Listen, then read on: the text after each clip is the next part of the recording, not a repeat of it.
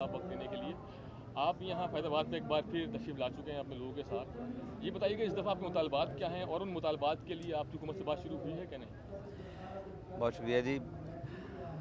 हमारे मुतालबात जो हैं ना वो बुनियादी 3 हैं। उनमें से सबसे पहला मुतालबा ये है कि जो गज़ा के मज़लूम मुसलमान हैं, गज़ा के जो लोग हैं और गज़ा के जो बासी हैं फ़लस्तीन के, उनके लिए जो ग़ज़ाई और तिब्बी इमदाद है उसकी तरसील फ़ौरी बहाल की जाए और उन तक वो ग़ज़ाई तिब्बी इमदाद पहुँचाई जाए। दूसरा मुतालबा हमारा ये है कि इस वक्त तकरीबन 40,000 लोग शहीद हो चुके हैं गज़ा के अंदर, और जिस बेदर्दी से शहीद हुए हैं उसका शायद पूरी दुनिया ने कभी मंज़र नहीं देखा। और हमारा ये मुतालबा है कि हम उसको रियासत तो तस्लीम नहीं करते, ना उसको हम वज़ीर-ए-आज़म कहते हैं। उस शख्स को जो इस वक्त नाजायज़ रियासत का नाजायज़ वज़ीर-ए-आज़म है, उसको नेतन्याहू को सरकारी तौर पर दहशतगर्द करार दिया, स्टेट ऑफ पाकिस्तान करार दे। और तीसरा मुतालबा ये है कि पाकिस्तान के अंदर जो तकरीबन पूरी दुनिया में अब वाज़ेह हो चुकी हैं मसनूआत इसराइल की, जिनमें पूरी दुनिया में बाइकाट चल रहा है, उन मसनूआत का सरकारी सतह पर बाइकाट किया जाए। जैसे मलेशिया ने भी पीछे आपको पता होगा कि उसने तमाम वो जो थी मसनूआत चेन्स थी, फूड चेन्स थी इसकी इसराइल की, वो सारी उसने बंद की हैं तकरीबन बहुत सारी तादाद में। ये हमारा मुतालबा तो है। ये आप कल यहाँ पर आए थे, आपने कहा था कि आप जलसा करेंगे, उसके बाद ये धरने में तब्दील हो गया।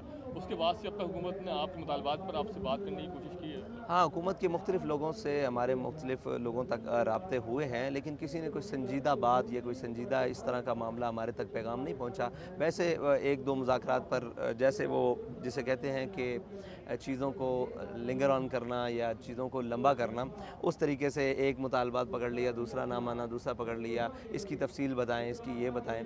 तो अफ़सोस तो ये हुआ कि हमारे कुछ साथी आज सुबह के बता रहे थे कि हमने जब उन्हें कहा है कि आपने जो हमसे कहा है कि हमने गज़ा में तिब्बी इमदाद भेजी है, फ़लस्तीन में तिब्बी इमदाद भेजी, उसकी डिटेल आपके पास कोई मौजूद है? तो तमाम ऑफिशियल्स के पास कोई डिटेल मौजूद नहीं। बकौल उनके कि हमने भेजी है, लेकिन कोई डिटेल मौजूद नहीं। सिर्फ वो एक्स पर या किसी सोशल मीडिया प्लेटफॉर्म पर एक वो हमें लिखा पड़ा कोई ट्वीट दिखाते हैं या इस तरह की कोई चीज़ें दिखाते हैं। मिस्र के ज़रिए कुछ यहाँ से इमदाद भी भेजी गई है वहाँ जी, से? जी, जी। उसकी इस वक्त पोजीशन क्या है उस इमदाद की? हमने ये पूछा कि वो इमदाद आगे गई है, वहीं पड़ी ख़राब हो गई है, उसका कोई वाली वारिस है? तो ये पूछा, तो अभी तक कोई। अच्छा, ये टीएलपी का पहला धरना नहीं है फैज़ाबाद पे। जब भी जी। फैज़ाबाद पे टीएलपी का धरना होता है तो यहाँ लोगों को एक खदशात भी लाए हो जाते हैं कि फिर से यहाँ पर कोई शेलिंग होगी, यहाँ पर कोई लाठी चार्ज होगा। तो इस दफ़ा आप कब तक यहाँ बैठे हैं? और ऐसी सूरत हाल से इस दफ़ा बचने के लिए आपकी क्या तदबीरें हैं, क्या हिकमत अमली आपने? देखें, अब कभी भी जो कौम होती है वो लाठी खाने के लिए या शेल खाने के लिए, गोली खाने के लिए नहीं निकलती। वो अपने मुतालबात लेकर एक अपनी हुकूमत के पास जाती है। पूरी दुनिया में एहतजाज का यही तरीका है कार है। तो हम भी अपने मुतालबात लेकर आते हैं, लेकिन हमारी हुकूमतें, हमारे उनके ज़िम्मेदारान कभी हट धर्म हो जाते हैं और कभी ख्याल करते हैं, कभी नहीं करते। तो हमें तो यही उम्मीद है कि ये मुतालबात हर पाकिस्तानी के मुतालबात हैं, और इतने बड़े जुल्म के बाद जो फ़लस्तीन में हुआ है, बच्चे, बूढ़े, मतलब बिला तफरीक वो सारे काट दिए गए हैं, उड़ा दिए गए हैं, चीथड़े उनके उड़ गए हैं। तो इस वक्त हमारा जो एक बुनियादी ईमानी तकाज़ा था, हम उसके तहत आए हैं, और हमें उम्मीद है इंशाअल्लाह हुकूमत ऐसी हरकत नहीं करेगी। अगर ऐसी करेगी तो फिर वो कहते हैं ज़ोरे बाजू आज़मा शिकवा न कर सयाद से। अच्छा, आपके नाक़दीन की भी कुछ बात कर लेते हैं। लोग ये भी कहते हैं कि जब यहाँ धरना होता है, जब यहाँ लोग बैठते हैं तो लोगों को मुश्किलात होती हैं, एम्बुलेंसेस को गुजरने में प्रॉब्लम्स होती हैं। तो इस हवाले से आपका क्या मौक़िफ़ है? देखिए, एम्बुलेंसेस के गुज़रने के लिए तो हमने रास्ता खोला हुआ है। लोगों के लिए, जो ये करीबी लोग हैं, मकामी लोग हैं, उनके लिए भी खोला हुआ है। अब साहब ज़रा इतने सारे लोग हैं, कल तक नीचे वाली भी सड़क खुली हुई थी, लेकिन वो हुआ ये कि जो लोग यहाँ पर मौजूद थी गाड़ियाँ, वो एक लड़का गाड़ी के एक्सीडेंट में शहीद हो गया, हमारा कारकुन शहीद हो गया है। तो इतने बड़े हुजूम में आप भी समझते हैं कि अगर गाड़ियाँ चलती हैं बेहंगम होकर, कभी दाएँ कभी बाएँ और इस तरह, तो हमने नीचे वाली सड़क खोली हुई थी, लेकिन मजबूरन वो भी इस वजह से बंद करनी पड़ी कि 3 एक्सीडेंट हुए हैं कल के दिन में। तो इस सूरत हाल से निपटने के लिए आप मुझे ये बताएं कि ये जो लोग अपने घरों को, बारों को छोड़ कर आए हैं अपने मुतालबात के लिए, तो ये भी तो वही लोग हैं, ये भी तो पाकिस्तान की अवाम है। इतनी गर्मी में इस वक्त आपको पता है मौसम की कितनी सख्ती है, वो बैठे हुए हैं अपने मुतालबात के लिए। तो इनका ख्याल किया जाए, फ़ौरन मुतालबात मान लिए जाए, कोई इतने मुश्किल भी नहीं है कोई। हम वैसे तो मुतालबा ये बनता है कि कम अज़ कम पाकिस्तान अस्करी तौर पर भी इस फ़लस्तीन की मदद करे। अगर भारत कर सकता है अगर बरतानिया कर सकता है इसराइल की मदद, अगर अमेरिका कर सकता है इसराइल की मदद, अगर वो सारे उसके हमनवा कर सकते हैं, तो बहैसियत इस्लामी स्टेट के क्या पाकिस्तान का हक़ नहीं बनता कि वो फ़लस्तीन की अस्करी इमदाद भी करे? सिर्फ पाकिस्तान से हम अब पाकिस्तान के बासी हैं ना, हम पाकिस्तान से ये मुतालबात करते हैं। अगर OIC का इजलास हो या पूरी दुनिया हो, तो पूरी दुनिया के मुसलमानों से यही कहा जा सकता है कि इन्नमल मुमिनून इख्वा, मोमिन तो भाई हैं, और इनका जो है जिस्म, वो एक जिस्म की मानद है। अगर सर में दर्द हो तो पूरा जिस्म बेचैन होता है, पाँव में दर्द हो तो पूरा जिस्म। अच्छा, ये जो गज़ा में जंग शुरू हुई है पिछले बरस शुरू हुई है जी। और तकरीबन 8 से 9 माह इसको हो चुके हैं। अब आपने यहाँ आने का फैसला क्यों किया 9 महीने बाद? देखिए, हमने तकरीबन 10 माह तक गज़ा मार्च भी किए, गज़ा के लिए हमने सेमिनार्स भी किए, गज़ा के लिए हमने रैलियां भी निकाली, हमने शहरों की सतह पर हमने मुतालबात भी पेश किए। हमने एक रैली यहाँ फैज़ाबाद से, आपके शायद इल्म में हो, शार दस्तूर तक निकाली, और उसमें हमने ये मुतालबा भी किया कि हमारे हुक्मरान कहीं ना कहीं, हम उनको बार बार ये मुतालबात करते रहे। लेकिन मुझे ये बताएं कि इस धरने के अलावा क्या हाल था? हमारे मुतालबात को शायद आज तक मीडिया पर हाईलाइट भी नहीं किया गया, तो हमें मजबूरन धरना देना पड़ता है। कोई शौक़ से थोड़ी देते हैं। आपको क्या ख्याल है कि बड़ा आसान काम है यहाँ बैठना? अच्छा, यहाँ टेंट के नीचे बैठना, इतने मुश्किल हालात में बैठना और इतने लोगों के साथ बैठना। कि जो एक परसेप्शन बना हुआ है TLP का, उसके सबब भी जो है वो मीडिया के ऊपर कुछ प्रॉब्लम्स आती हैं कवर करने में TLP? देखिए, मैं ये समझता हूँ कि परसेप्शंस में हमने कभी भी ये नहीं कहा कि मीडिया के मुंह में या मीडिया के कैमरे में या मीडिया के हाथ में हमने ज़बरदस्ती कलम थमा के ये कहा कि हमारी ये खबर लगाओ या हमारी ये बात करो। हम ये कहते हैं कि ख़बर देना सहाफ़त का काम है। तो कल इतने लोग थे आपके सामने, लियाकत बाग से यहाँ तक हज़ारों लोग अभी भी बैठे हुए हैं, तो ख़बर देना हमारा काम है। उसको मनफी तरीके से दें, मुस्बत तरीके, ये तो सहाफ़त की ज़िम्मेदारी है। हम ये कहते हैं कि कम से कम चेहरा तो दिखाएं। इतने लोग बाहर रोड पर बैठे हैं, इतना बड़ा मार्च हुआ फैज़ाबाद से वहाँ तक, क्या कहते हैं, शार दस्तूर तक, तो किसी ने नहीं दिखाया। कुछ चंद इंटरनेशनल मीडिया के चैनल हैं। आप समझते हैं कि क्या मजबूरियाँ हैं मीडिया को जो वो आपका चेहरा या आपकी जलसे की कवरेज करने से मुतासिर है?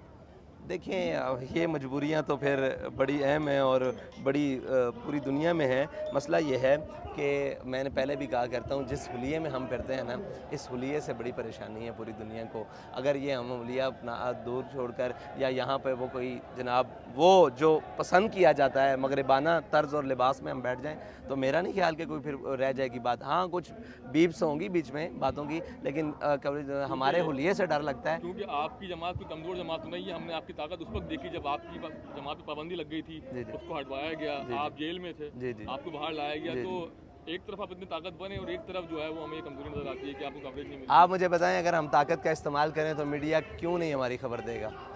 मसला ये है, हम किसी पर जबर करना नहीं चाहते, हम आज़ादी सहाफ़त के कायल हैं। आप मुझे बताएं कि अगर हम ये मीडिया दफातर के बाहर 10-15 हज़ार मजमा लगा कर बैठ जाएं, तो क्या मीडिया हमारी खबर नहीं देगा?